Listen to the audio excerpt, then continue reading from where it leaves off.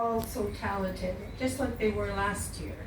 And the session that I participated in, the first one, we also had Ambassador Matthew Wilson from Geneva participating virtually. So they got the full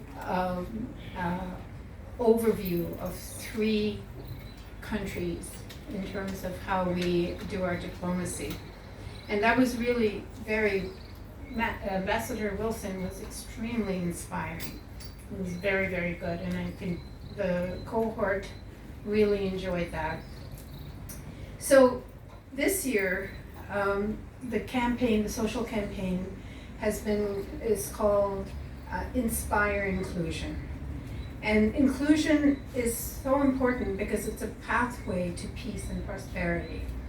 Canada firmly believes that inclusion is not just a smart thing to do, it's the right thing to do. And for that reason, we expanded the scope of this year's International Women's Day to include Barbadian youth in all their diversity.